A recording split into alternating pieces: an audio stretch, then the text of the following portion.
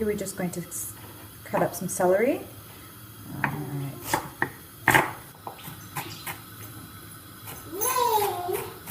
Here we're getting a pot of carrots.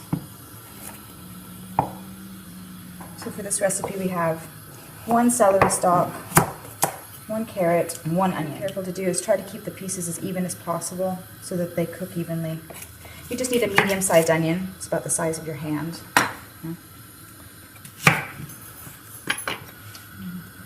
This way.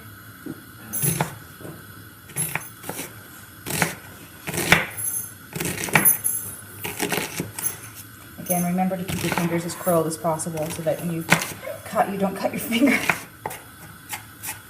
Alright, so we've chopped up our half an onion, our carrot, and our celery stalk.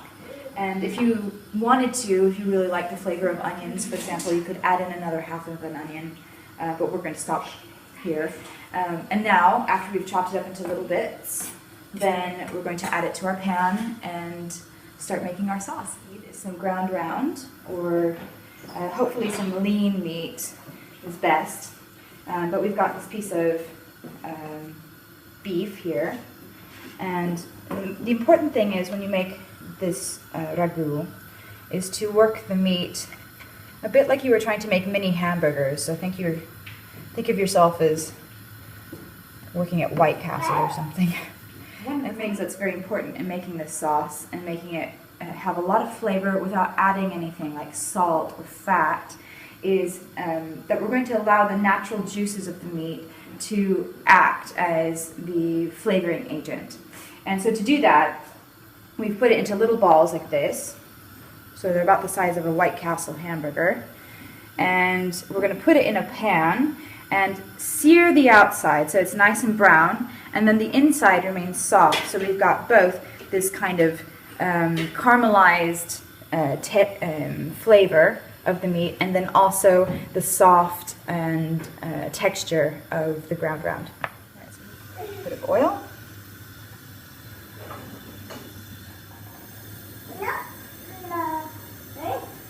And we're going to put it in the pan, which is hot now. Yeah. Hot here. Let's see. It's hot enough to start sizzling.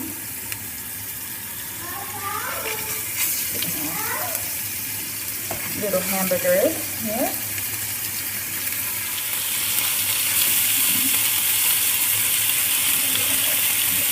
There we go. All right. So we'll let those brown. And then when they're browned on one side, we'll roll them over and brown them on the other side as well.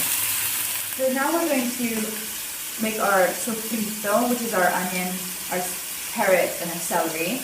But we need to put it in a different pan because the meat and the celery and the onions cook at a different rate of speed. So in order to not burn anything, we're going to put it in a separate pan and then we'll add it all together later.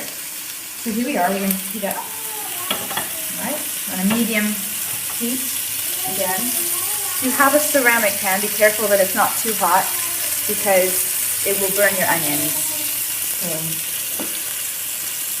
yeah. I'm just going to dump that in the pan.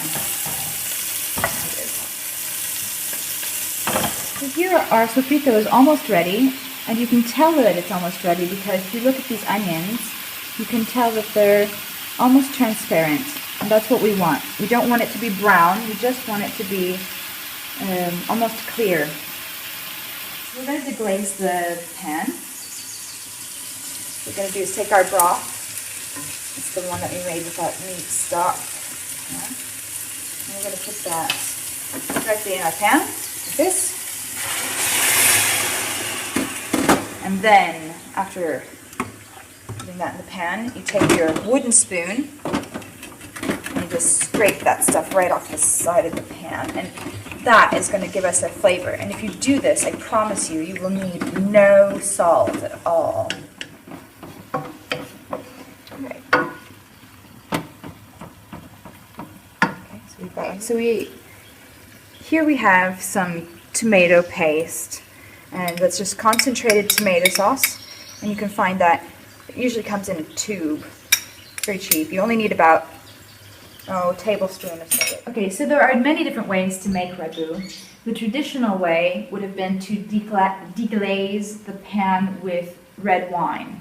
But because we're cooking for children, we really don't want to use red wine. So we've used broth instead. You can also, for example, make the soffritto using like pancetta, which would be an Italian bacon. But again, that adds saturated fat to our recipe, and so we don't want to do that. And we use olive oil instead. Those are just a few of the adjustments that you can make, which really don't take back anything from the flavor and keep the recipe a lot healthier for your kids. All right, so now we're going to add our soffritto. You can see our onions are nice and transparent. We're going to add that directly to our meat with our tomato concentrate and our broth. Just add that together. Okay, it's all stirred in. Now we're going to add a bit more broth. All right, so we're just going to add a little bit more broth in here. Okay, just enough to cover. And the important thing is to not let it boil at this point. So add in the broth, just let it simmer now for a couple hours really. I mean, everything's cooked, but now we just want those flavors to amalgamate together. Okay, so now all we have to do is wait. It'll take a couple hours, but I assure you that when it's done, you'll be amazed at the flavor. So go read a book or something, relax, and enjoy your time.